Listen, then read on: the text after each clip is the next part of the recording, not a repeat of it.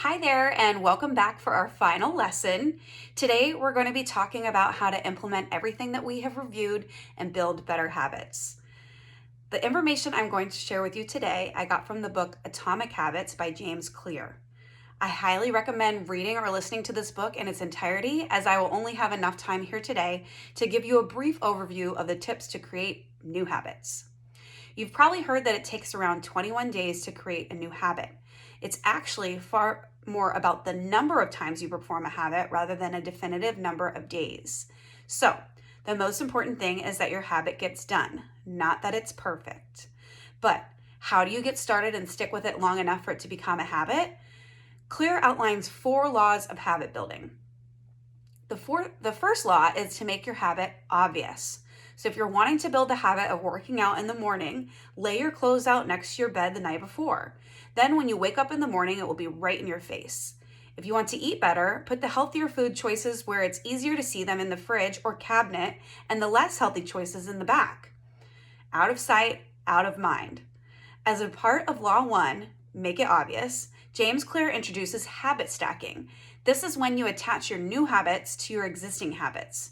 So for example, if you are in the habit of brushing your teeth first thing in the morning, you could create a new habit of, when I brush my teeth in the morning, then I meditate. You're already in the habit of brushing your teeth, so that will become the trigger to meditate. The second law is make it attractive. You need to make your new habit attractive.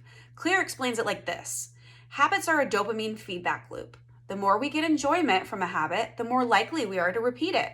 And as we already covered in the first law, it is the number of times we repeat an action that leads to the likelihood of the creation of a habit.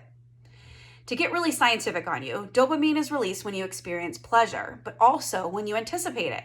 So, anticipating the reward can actually spur the motivation to act.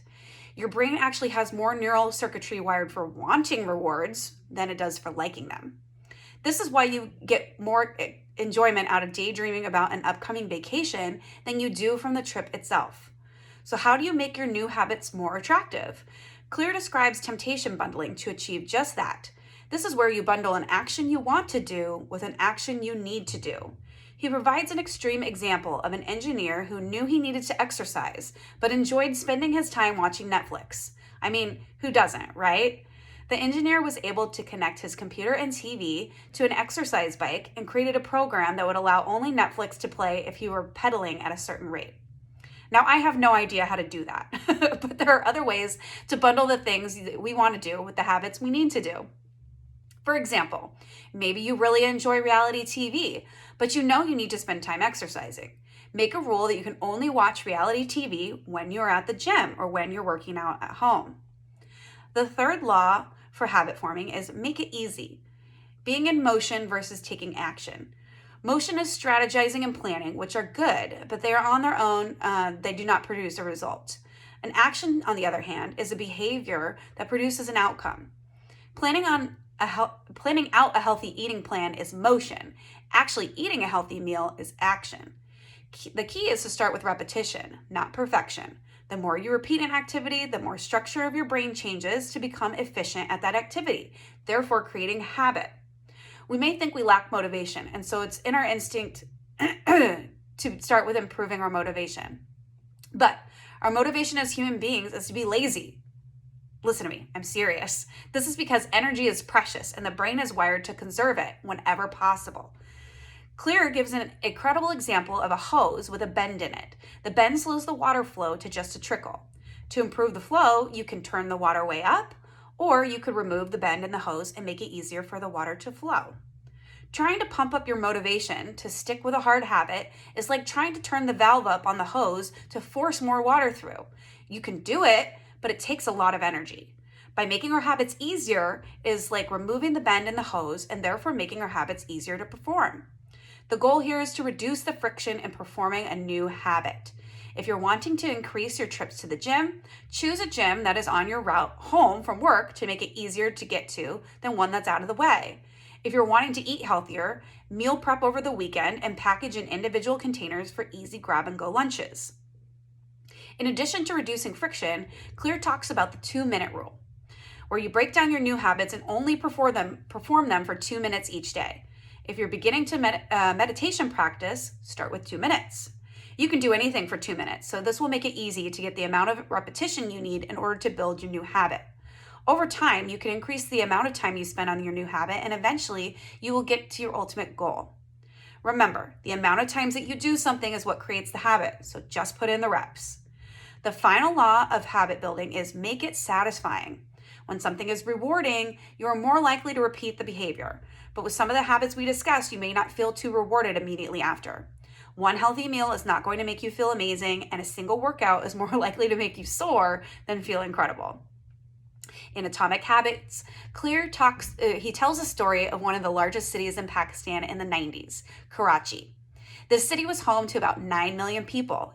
Many of the population lived in poor conditions where hand washing, although known to be beneficial, was not prevalent. When the citizens were provided with what was considered to be a luxury soap that smelled good and lathered well, they developed better hand washing habits. When it became pleasurable to wash their hands, the study participants stuck with these habits as well. In fact, 5 years after the study was over, the participants were no longer being provided soap, and yet 95% of them had a hand washing station set up in their homes. How do we do this for other habits that you do not get an immediate positive reward for completing? One way to do this is by habit tracking. Let's say you want to build a habit of working out. Every day when you complete your workout, you can check it by crossing off a day on the calendar. All those crosses accumulate over time and you will feel accomplished, and the blank spaces will begin to serve as motivation to get the habit done. Even better would be if you were to save up money every time you perform your habit in order to spend it on something you want. So I could put $1 in a jar every time I work out. I could use that money saved up to buy an expensive pair of workout leggings. Don't have any Lululemons yet. Now, with this example, you'll just need to make sure, though, that whatever you're saving up for fits into the definition of the person you want to become. If my goal is to eat healthier, and every time I eat 3 servings of vegetables in a day, I save $1, but then I spend that money I earn eating healthy to splurge on a hamburger, I'm sending opposite signals to my brain. Now, there's nothing wrong with eating a hamburger, but my habit is telling my brain I am doing something that is healthy, but the food reward doesn't align in the same way. So, that's it. Those are the 4 laws of developing habits. I know I just threw a lot of information at you, so I hope that you will come back and revisit parts of this video if needed. Even better, I would encourage you to read or listen to Atomic Habits. Thank you all again so much for taking the time to watch these videos. I hope you were able to walk away with at least one new piece of information or something that resonated with you that you can put into practice. The next 2 weeks that we're going to spend together in this group are going to be practicing our new habits. Please look for another live video this weekend from me with the full details of how that will work. Hope to talk to you all soon.